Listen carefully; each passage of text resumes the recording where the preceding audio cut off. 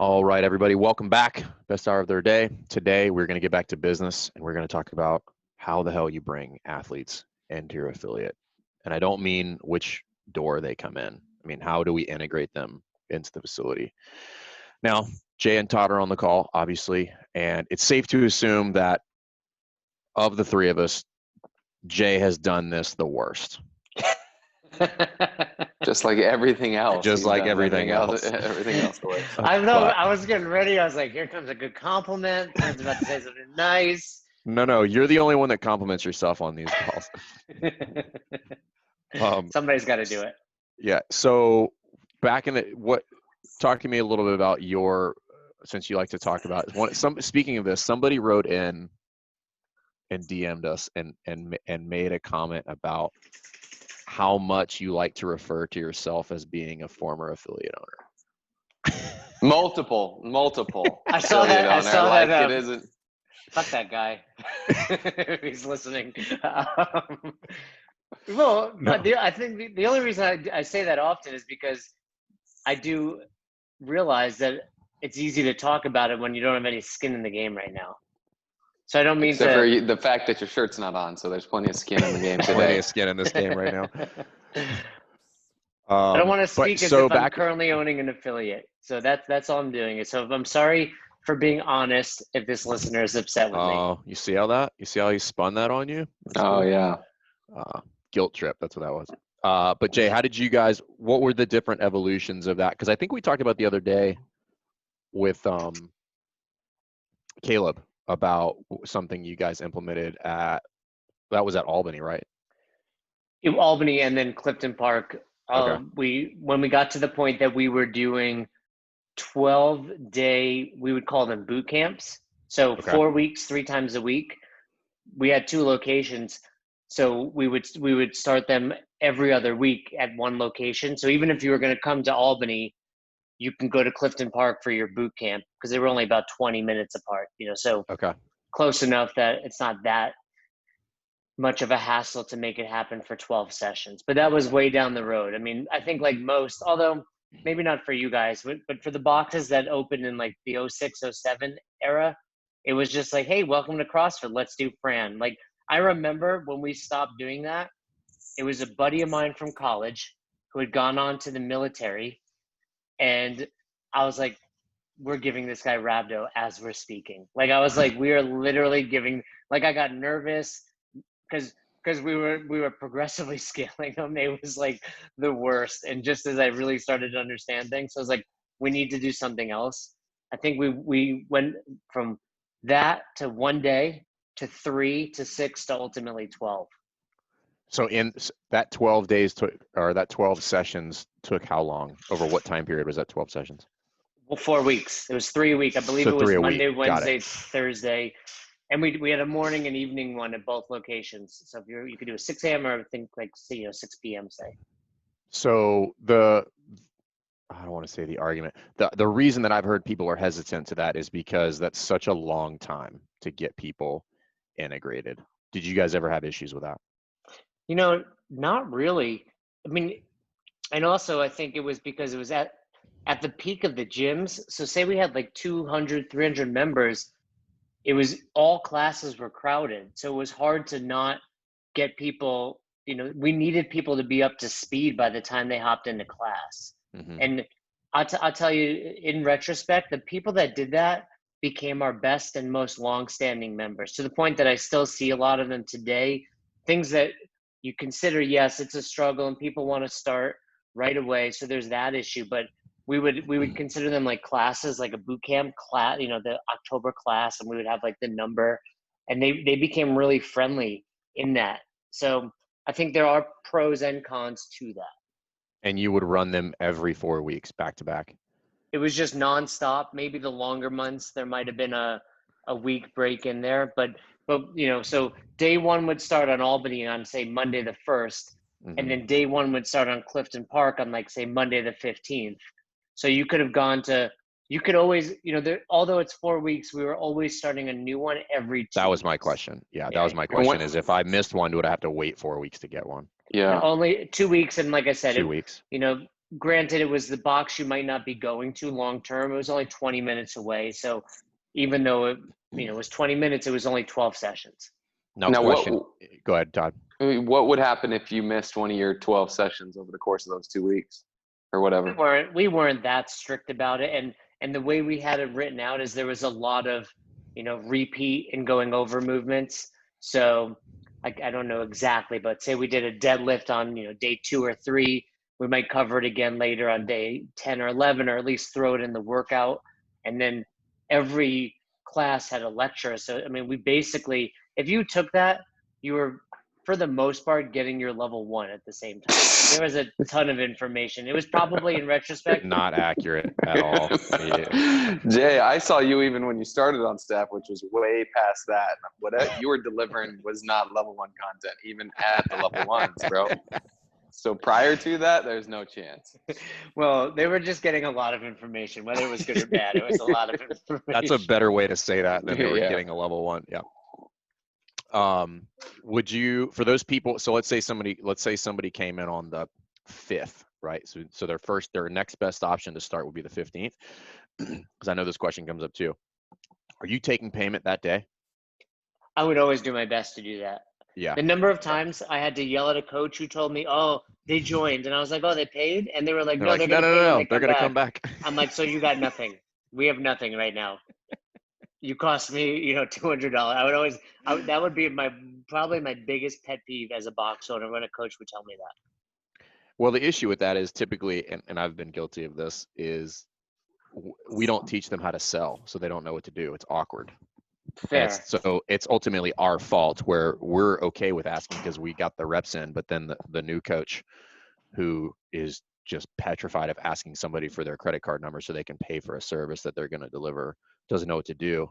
And they're just like, all right, well, we'll see you next time. I'm like, no, that person's probably not coming back now. Yeah, and I think a lot of times, at least for me, like I hated selling. So then I pushed it off to my coaches who hated it just as much as I did, and we're being forced to do it. So it was worse for them. So you said you did a whiteboard session and a training session. What were the whiteboard sessions consist of? I mean, we would literally do like a what is CrossFit? We would do a nutrition talk, a technique versus intensity. We were the people that were coming out of it were really quality members. I mean, I remember and the coaches would rotate who would lead the boot camp. So there'd be like the head coach, and then it was a great place to have our assistants and interns learn, with the newer athletes. But I remember the one I ran, it was October, probably 2012. And like 7 of the people I still see going to the box together. Like it creates a really, I mean, you're the only one of us 3 that have been through boot camp. Like I can imagine it's similar to that. Like you have your close friends that you went through that initiation with. So how big would those boot camps be? Like how many people?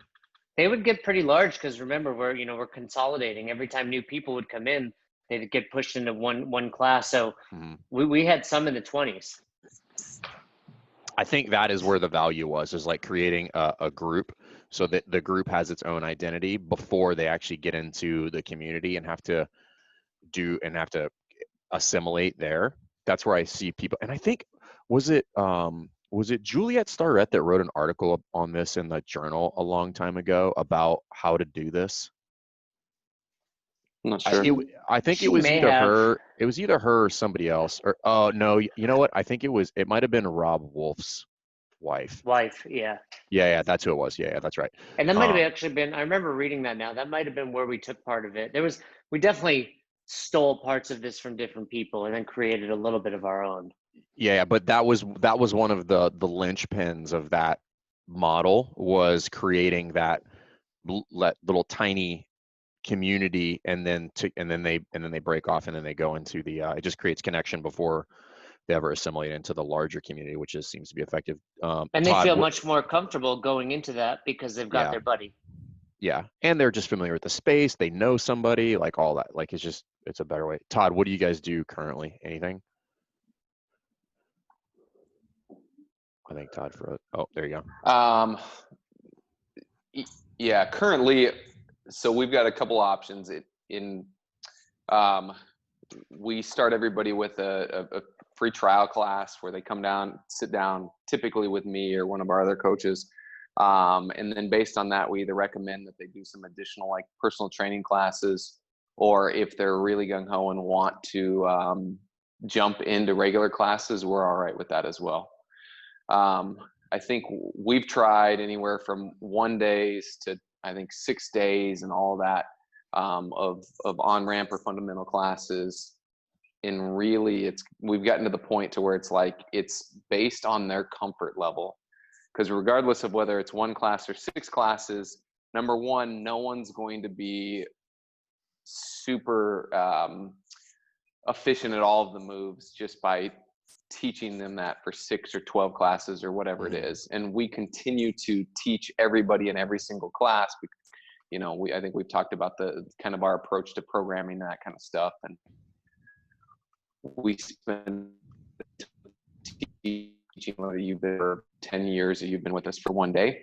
So our idea with the on-ramp is more so around what does that person feel comfortable with. If somebody's ready to jump into group classes, we'll get them in there, because, you know, if they're excited and they're confident, they'll jump into class. We've got experienced coaches that can take them through and keep them safe and moving well and learning how to do the movements and scale appropriately and all that stuff in regular group classes. If they're a little bit more timid or a little bit more out of shape and want more time, then we've got that option for them as well. And typically it's 2 additional classes, but it's kind of depending on their comfort level on how many additional classes we'll do for them. So it's really that one-on-one, is that like a personal training? Is literally not their one-on-one, their free intro, is that one-on-one? Ideally that's one-on-one, unless there's a group of friends that come together.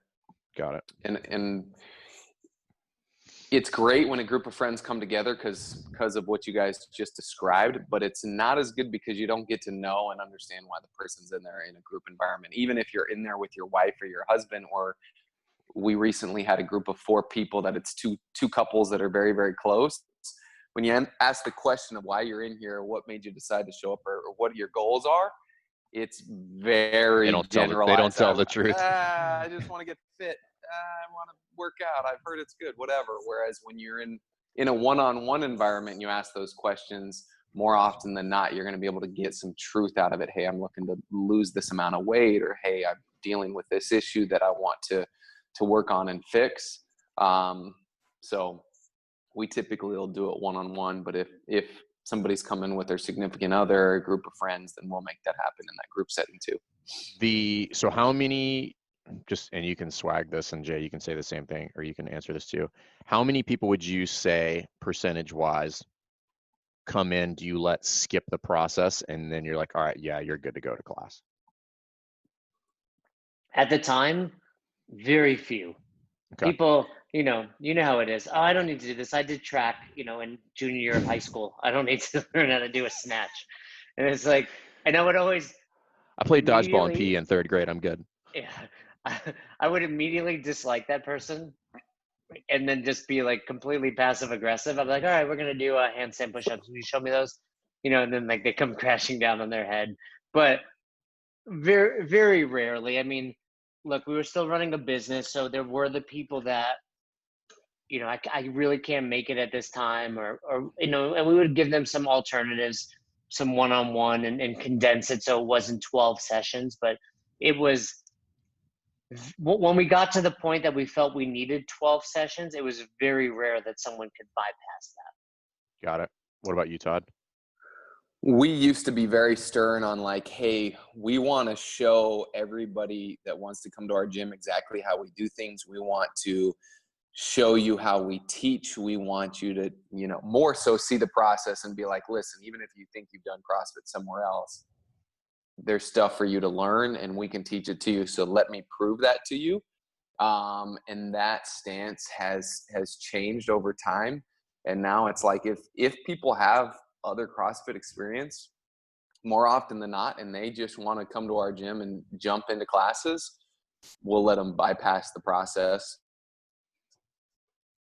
Because the way that we go about running a class, we spend time teaching every single movement. So it's not like it was back in the day where it was like, hey, we're doing Diane today. Everybody that can do handstand push-ups, kick up against the wall. And then the new guy just kicks up there and crashes on his head. It's like we take everybody through the progression, and we can look at you. We as our experienced coaches can look at the person and know how to scale them. And even if they come back with the conversation of, no, at my old gym, I did this. That's where we kind of stand firm on making sure that they're following along with what we want, what we need in the class that day. But we know we can do that in class, and we don't necessarily feel that we have to do it in that on-ramp setting. Yeah, it could be a detriment coming from another box. Like at some point, I'd rather have someone with no experience than someone who got coaching from a bad coach. So we did the same thing. And what I found was I basically would make an excuse for everybody to bypass the process. And by doing so, I would create problems for myself down the road with regard to introducing them to different things within the gym, introducing them to services that we provide, and just like foregoing the whole process of like giving them a good experience from start to finish. And we recently went back and started doing it again. And there's the only kind of people that I'll let skip through is if they're coming through with like significant CrossFit experience, like years at another box.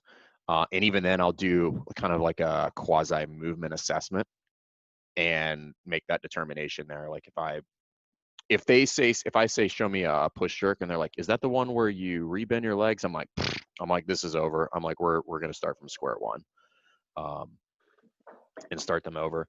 But I switched it because I was thinking about it, and I like really analyzed it. It wasn't fair to those people I didn't think it was fair to let them skip, because I still had something to teach them, and like they're still going to get value of it, and I can still provide a good experience. And I was just like, you're not too good to bypass a good experience, was the way I think about it now. I'm like, that doesn't even make any sense to me anymore. I'm like, all right, so I switched it. But I think what both of you have already said is like the people that go through that, regardless of their prior experience, like always have better retention, longer length of engagement, like all of those things. And the people that are like good enough or too good for that typically aren't going to stay anyway.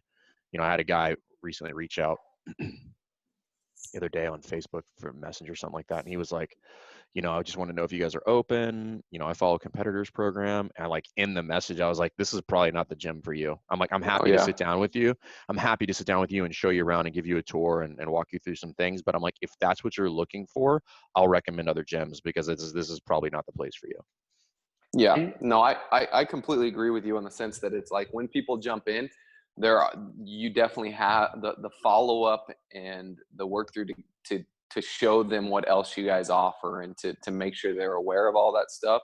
Definitely has to be, as they're more deliberate, and you have to make sure that stuff happens. But like I said, we're confident in the experience provided in the class as far as movement goes. So I don't expect, to be honest with you, I don't expect anybody that walks through my door to know the difference between many of the movements, just in general. You know what I'm saying? It's like, yeah, I always give the example of like, my mom's been doing CrossFit since 2009. There's not many people out there have been doing CrossFit since 2009, going 2 to 3 days a week. She still comes to the gym. She goes to a class that I don't coach typically, and I'll talk to her later in the day and be like, hey mom, how was class this morning? She'll be like, oh man, it was so hard. And I'll ask her what she did, knowing what the programming is. And she'll be like, oh man, we did that thing where you take the ball and you squat and throw it against the wall. And then you get to the bar and you take it from the ground to your shoulders. And I'm like, she's been doing CrossFit for almost 12 years now, and she can't remember what a wall ball shot is and a power clean is. And I'm like, that's most of our members. So I don't expect anybody to like walk in and for me to challenge them to show me a squat snatch or a push jerk and for them to know how to do it right, because I'm going to teach them that every time they walk in the door anyways. So I agree with you. So then this begs the question, which is why I revamped mine. This is my personal, just kind of why I did it.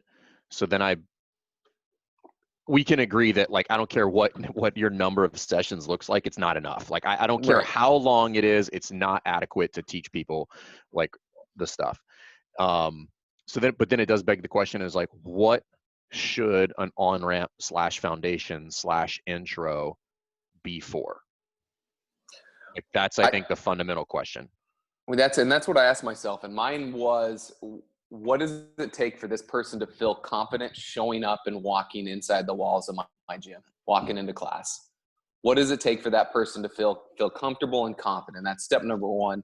Number two, how can I introduce this person into not only our community, but also the services that we have to offer? So those are the two main things that I think of. And so that's kind of where I got to with the point of like, if this person is confident and comfortable to come into class, that's the scariest part for 99% of our members. And so it's like, if you are really that anxious to get into class, sweet, let's get you in there. Because I know I'll take care of you once you're in class. So will all my coaches. Like that, none of that ever concerns me. It's just, can I create an environment to where you feel comfortable enough to show up into class? Because most people are so nervous and intimidated. Because I've also had the opposite, where it's like I've taken somebody through like a 10 session on ramp and they are still terrified of walking in the door and getting into class. And they come to 1 or 2 and they're still afraid of it. So then it brings up a following question is, what is it that makes somebody confident to come into a class? I think it's very individualized. It's very that's why I'm asking, right? And yeah. And what I've have come to realize, and this is my personal experience, and I'd like to see what you guys think, is that it has nothing to do with understanding the movements. No, yep. Well, I would say it doesn't until they're in class and depending on your coaching. I think the reason Todd feels that way is because he's a good coach and he knows his coaching staff is. But there are plenty of boxes that have, their owners might be a decent coach, but they know their coaching staff is not as good as them. 100%, but there's still a gap there, right? So like, yes, Todd knows that, but that person doesn't know that. Like they don't know Todd from you, Jay, and we both know that there's a big gap between your coaching and his coaching. Todd's confidence will transfer a little bit to the athletes. Well, the other thing. Go ahead. Well, I was just going to say, the other thing that comes along with that is, can you give them a workout that they can do that challenges them but does not crush them? And so it's kind of two different things. With somebody that's done CrossFit before, they know what they're getting into. Get them into class, teach them some stuff, make sure you scaled appropriately, and let them get a feel for your community. Somebody brand new, even if that brand new person wants to come into a regular class, do you have the competency to scale them appropriately, let them still be part of the entire class, but give them the number of reps and the amount of work necessary for them to feel like they did what everybody else did, but they can also do it, right? It's the self-efficacy part of this thing is like, hey, most people that want to try CrossFit, want to come to your gym, are terrified of that. And so once they've made the commitment to walk through the door for the first time, whether it's a one-on-one intro, whether it's a group intro, whether it's a group class, you better give them a workout that makes them feel the challenge of the workout, but more importantly, makes them feel like this is definitely something that they can do. That's my opinion on that side of things. I think, and I don't necessarily think there's a right or wrong, but I want to hear what you have to say, Jay. No, I was going to say, all we've talked about so far is my 12-day one. But when I opened my third box, we went back to the model of. There was that was subtle, everybody. Were you do you still own a box, or are you a former affiliate? I'm still an affiliate, but I don't own a box right now. Okay. But what affiliate do you own currently? What was your affiliate name? CrossFit Soulshine. Okay. Like, if it's still under my name, I still have the affiliate. Maybe I'll open it right now in my kitchen. Don't threaten me. But we went back to the model of, you come in and you start working out with us. So no on-ramp, no nothing. But the model was different. The model was, it was either only me or my partner at the time coaching 100% of the classes. And I fully trusted in him. I trusted in myself, obviously. Class sizes were at a max 12. And we were hitting one piece we were following CrossFit.com. Yeah. So, a little bit behind. So I knew what to expect. but it was, part of this goes to the boxers that are doing too much. It's very hard to do that if you have 2-3 pieces in a class and it's just one after another. But if I know them, think that would be almost impossible to have somebody have even a remotely decent experience if you're doing strength plus metcon and just dump somebody into a class. Yeah, no, but if you're doing even a triplet that's a 20-minute AMRAP with 2 complex movements, say you're doing muscle up, snatch, and burpee, in your triplet for 20 minutes, I need to be good enough to know, okay, you're going to snatch really light, but you're still going to snatch today. And for a muscle up, you're going to do, whether it's pull-ups and dips or transitions, but I have the 40 minutes in that class to get them there. And I would just pick the one movement that I need them to focus on. So today it's going to be, you're going to snatch an empty bar. Muscle ups for you are going to be push-ups. And then that way they're learning along the way. Yeah. So, and this is something I don't know, maybe a couple months ago, I started asking myself like quite a bit, which is, okay, yes, I'm good enough to do that. But does that mean it's the best experience for them to come in to do it that way? And then the other question is, let's assume that right now, Jay, you did on a box, and Todd, you obviously are on your, and let's assume you're the best coach. And let's say that you're confident in yours, but it's also, let's be realistic. Like not everybody is like on the same rung of the ladder. Let's assume that like your coaches are 1 to 2 rungs below you, but definitely not like at a 0. Let's say that you're a 9.5. That means that they're a 7. And then they go into that person's class, and that like minor deviation that probably only we would notice from viewing it from a coach's eye could potentially lead to a less than ideal experience. And so I'm just talking out loud about like the way I look at it now. It's like, just because I can do that doesn't mean that I necessarily should, for their sake, not because I'm not worried about them doing, not because I'm not worried about something bad happening, but I'm like, is this the best possible introduction and experience I can provide to them if I put them in the class? And I'm like, on my best day, it's going to be good, but is that good enough? And I guess that's why I look at it from a business standpoint, not a training. And I guess that's why I think this topic is interesting right now is not from a training standpoint, from a business standpoint and purely a customer service standpoint. How would you view it? One thing that I started to do when I had a bunch of coaches under me, I always used to have the mindset of like, okay, well that coach can coach a 6-person class only, so they're on for the 3:30. They're not ready for a 6:30. And but then I got to the point, you need subs and people hopping around, and I was like, no, if you can't coach the busiest class, you can't coach at all. And I think the same has to be, it's kind of answering your question. The answer would be, unless I felt like you're going to give them that experience that you're talking about, you're not ready to coach yet. Okay. So they might not be as good as you or Todd or myself, but they're still good enough. Like look at, Cassidy. Cassidy's a great example. He's on your staff. You've been coaching a lot longer. Like as good as he is, he's on the CrossFit seminar staff. He's probably a little bit below you, but you're still more than confident in everything he does at the box. Yeah, no, I'm definitely not worried about what he's going to do there. And again, that's kind of and I don't even know if what I'm saying is making sense, but I think they're different, right? It's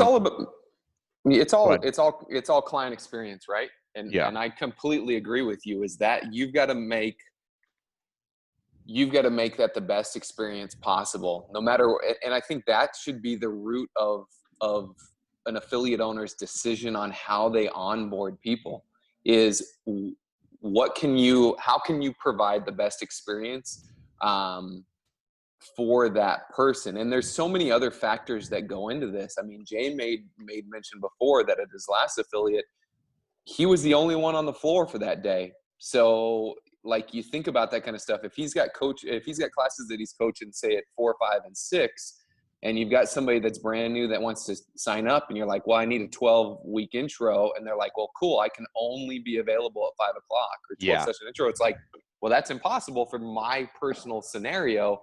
So how do I do it? Well, I bring you into a class that has no more than 12 people and I coach the hell out of you, right? And there better be some follow-up after class to check in. There better be some information on, hey, we also offer nutrition or personal training at these other different times, or we can do this other stuff.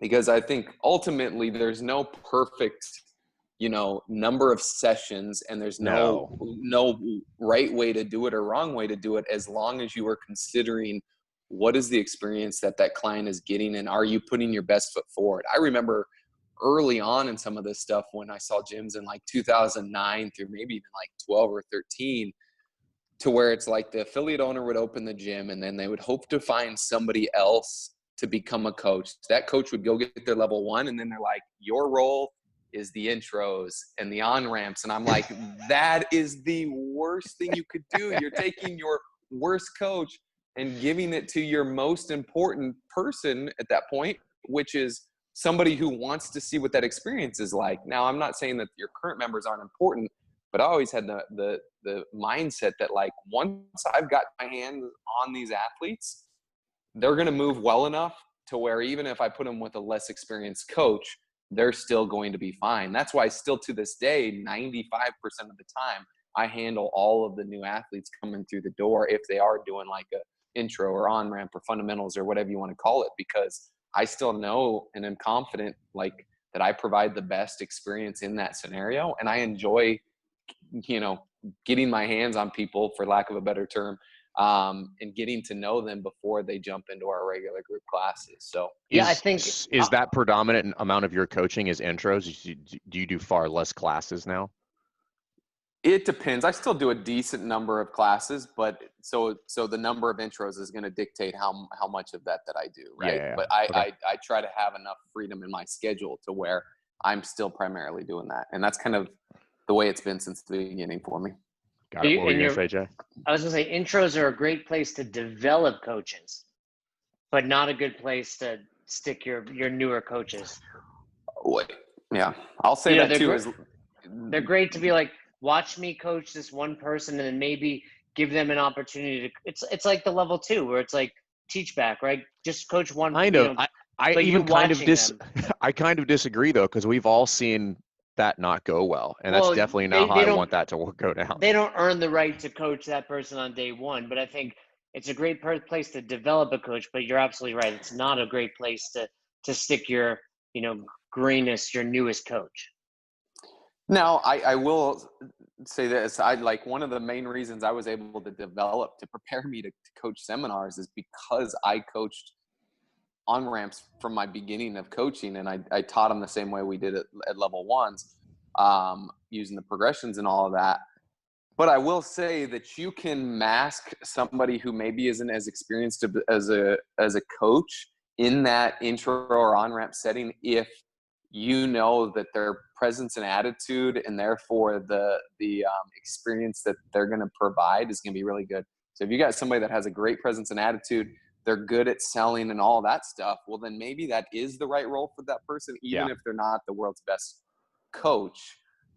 Because they're a good salesperson is what they are, just by the nature of their personality. Yeah, exactly. Because they make people feel so welcoming and welcomed and all of that stuff. So it's like you mentioned it earlier, is the athletes aren't going to know who's good coaches and who aren't, especially if this is their first exposure to CrossFit. But you sure as heck better have a coach that's making them feel really, really comfortable and feel safe, and giving them an opportunity to do a workout that makes it feel like they can actually achieve this and do this, and they're going to be able to fit in. The best coach for new people is always the nicest person on your staff. They're like, they are the best coach. And I'm like, they're like the worst, but I know why you think they're the best, because they're so nice. Right.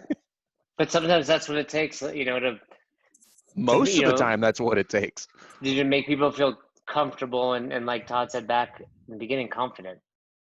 I do agree with you, Todd, and I think we've talked about this a little bit before, where I would agree with you. There is a certain level of practicality that has to be applied to this based on like what you can physically do and accommodate as a business. And so we've done it every way. I've done it something similar to what Jay's done, where we did like 3 weeks. I've done 3 sessions. I've done private training. I've done nothing. And most of that was dictated by what the business could sustain at the time. So, yeah. if you guys were running any of that, well, let me ask it a little bit more directly. This is to Todd. Have you changed any of that due to like COVID stuff? Or if you were in a different area, because I know Florida's, but like they don't give a shit. But if you were somewhere else, would you change your protocol for that? Like if you were doing those groups, would you switch to one-on-one? I think just based on all, like doing it every different way, I think the one-on-one environment, there's good and bad of both of it. Like I mentioned before, the one-on-one allows you to truly understand why that person's there, make a connection, and then you can offer them a solution that meets the goals that they truly have in mind, whether that's more personal training, whether that's additional services that you offer. They do miss out on the group class session of this thing. But I would say for somebody brand new coming into the gym, at least starting your first session as a one-on-one has been the most beneficial for me.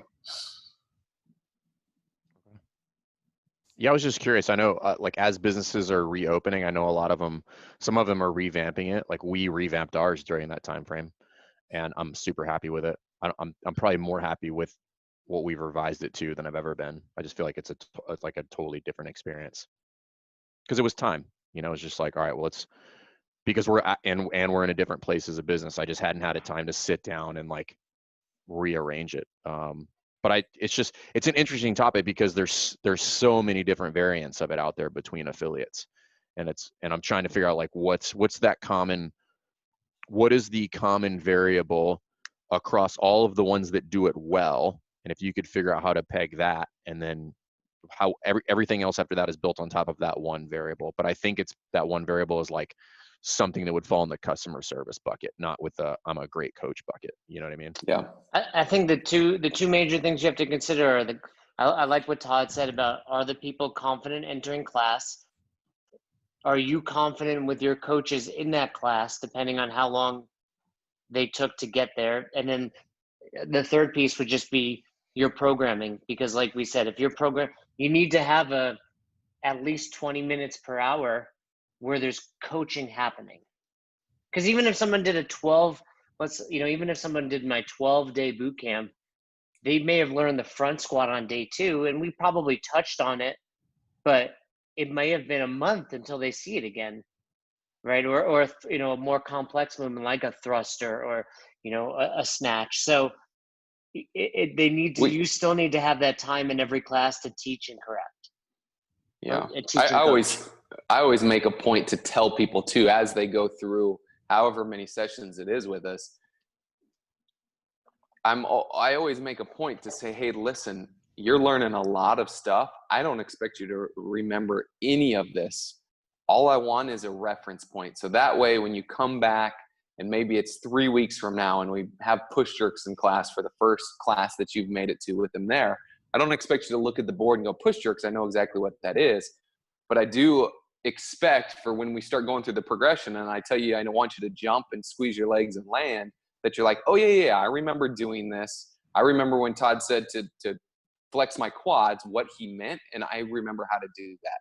So as long as they have a reference point from those classes, that's what I want them to take away from it. No one's going to be an expert on any of these things after X number of sessions. Shoot, Jay, you've been doing this for how long, and you're not an expert on anything. Still terrible at it. Terrible mover, bro. I'm getting better. You should see. I have serious doubts that you've really gotten, good. Yeah, I have serious doubts that you've gotten better since COVID. I would imagine your hip flexors are even shorter than they were before.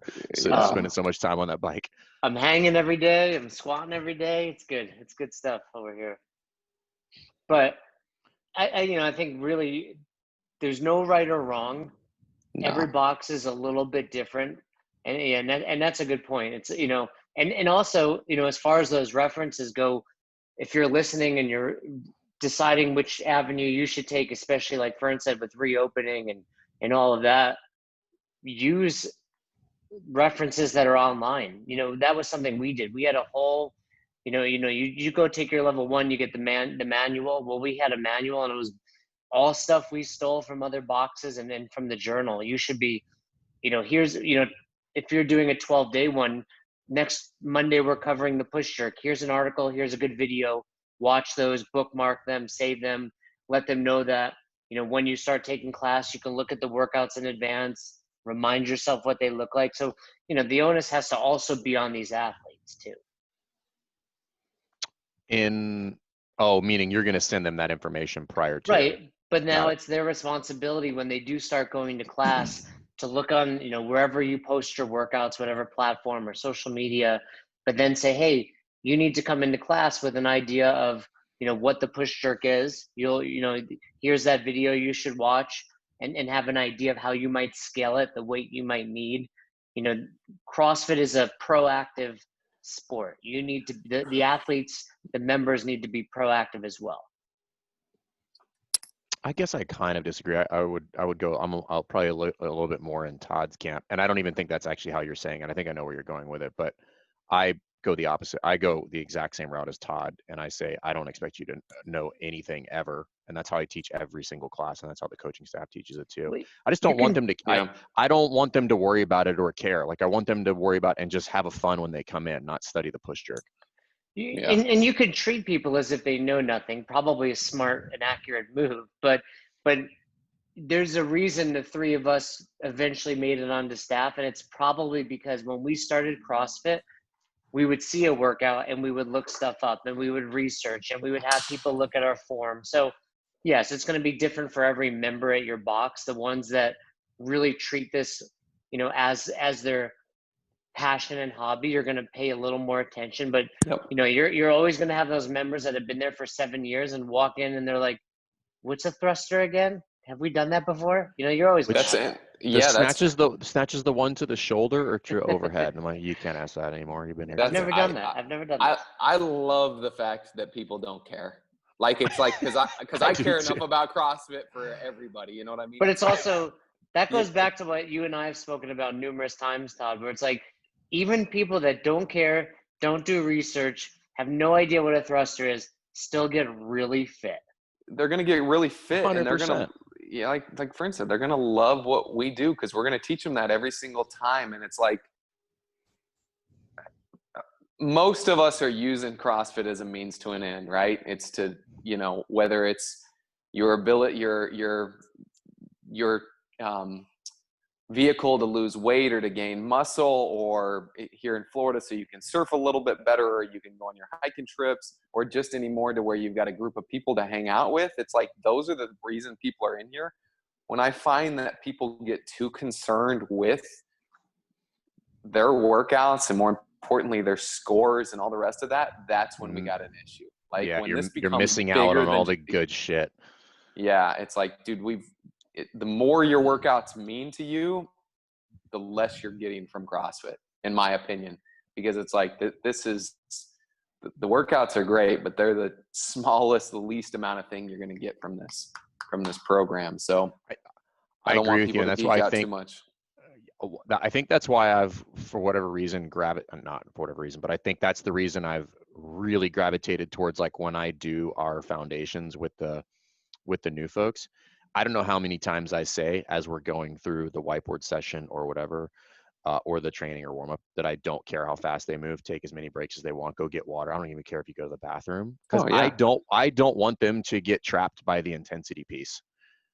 Because it's a trap door. It is a trap door that they will fall through every time unless you beat them over the head with the fact that you don't care how fast they move. No, exactly. We've talked about this numerous times before, but it goes back to the culture in your gym. And it's the same thing when new people come into the gym and they jump into class. And this even happens for, I think this is one of the reasons why we feel okay letting somebody either in their first or second time in the gym jump in a regular class, is that whenever somebody comes into class, 90% of the people in there are going to have a scaled, quote unquote, scaled version of the workout. So they're going to watch the coach go around to every single person, go, hey, you're doing 10 of these reps. You're doing it at 65 pounds. You're doing 7 of these reps. And they're going to be like, oh, okay. So yeah, he told me to do 5 instead of 7, but everybody got something different than what's on the board. So I guess it's no big deal. I am just as worthy and, just as much of a part of this as everybody else. So that's just kind of the approach that we take in the gym. No, I think it's good. I think the big takeaway is it should be based on experience, not necessarily teaching, because like Jay, you mentioned before, if you give a good experience, even with the worst teaching, those people are probably going to stick around and you're going to have lifelong members, which we could agree is probably what happened at your gym. Poor teaching, they liked you, they stuck around. Like Nicole Carroll Hard to said, believe. way back on my level 2. You are a dog shit coach, but people like being around you. There It's you the go. same reason you guys are on here. I question that every time I get on a phone call with you, actually. that's I'm like, interesting. why? Does it make you question it Um, more when I show up with no shirt on and a Yes. little dog that- sitting on my lap? And a dog on your and lap? a dog, yeah. But yeah, so I think now's a good time for people to at least just rethink it, maybe go through it with a fine tooth comb and potentially revamp it. And the beauty of it is, like, going back to our previous conversation, it's not a franchise, so you can change this thing as many times as you want to find out what works for you. And I think that's super important, because that's how you get people to stay, is give them that experience. So, if you guys have different stuff that you do in your gyms that is worth talking about, like, I think it'd be cool to maybe have some people come on the podcast and talk about it, because that people are always like looking for different ideas and ways to do that. So, you guys got anything else? No, I think you just summed it up well. Cool. All right, guys. Thanks for listening. Even though somebody told us that Jay should stop saying that at the end of all the podcasts. Is that the same guy that complained about me? Probably the same guy that was like, stop talking about your previous ownership of affiliates. Both of those people should, stop listening to the show. Find another show that provides as much information for free as Best Hour of Their Day. Subscribe to that. Wow. You guys got to listen him. I'm just going to say it right I know. now. We can see it. Look at how we hurt struck Jay a is. chord. We struck a chord. Wow. That's hard to do on Jason Ackerman, but we struck a chord. Yeah. Probably right, didn't guys, leave we'll us see you a next review time. either. Probably didn't leave us a review on iTunes either. If they did, it was all about me, and it was good. All right, guys, we'll see you next time. Thanks for listening to Best Hour of Their Day. If you haven't heard about Anchor, it's the easiest way to make a podcast. Let me explain. First of all, it's free. How cool is that? There's a creation tool that allows you to record and edit your podcast right from your phone or computer, so it becomes super simple. Some of these episodes with Fern or Todd or myself chatting with one another, we've done right within the app itself. Anchor will make it easy to distribute your podcast to all platforms, Spotify, Apple, and many more. And you can make money from your podcast with no minimum listenership. It's everything you need to make an awesome podcast in one place. All you have to do is download the free Anchor app or go to anchor.fm to get started today. Come on, who doesn't have Spotify at this point? And if you were unaware, Spotify now is offering podcasts. That's right. On Spotify, you can listen to all your favorite artists, but also podcasts in one place for free. Spotify has a huge catalog of podcasts on every topic, including the one you're listening to right now, Best Hour of Their Day. On Spotify, you can follow your favorite podcasts so you never miss an episode. Premium users can even download episodes to listen to offline wherever you are, something I always do before I hop on a plane. And you can even easily share what you're listening to with your friends on Instagram and other social media platforms. Here's the deal. If you haven't done so already, be sure to download the Spotify app, search for Best Hour of Their Day on Spotify, or browse some other podcasts if you want. You can find them in your library tab. And also make sure to follow me so you never miss an episode of Best Hour of Their Day. Thanks again for listening to Best Hour of Their Day. If you haven't already, do us a favor, head over to the Apple Podcast app and leave us a review. We'd love to hear from you. If you have any questions, comments, concerns, feedback for either Fern or myself, hit us up, besthouroftheirday@gmail.com, or send us a DM over on Instagram at Best Hour of Their Day. Once again, we couldn't do this without the amazing community, and you are a part of it. Thanks for listening. Thanks for supporting Best Hour of Their Day.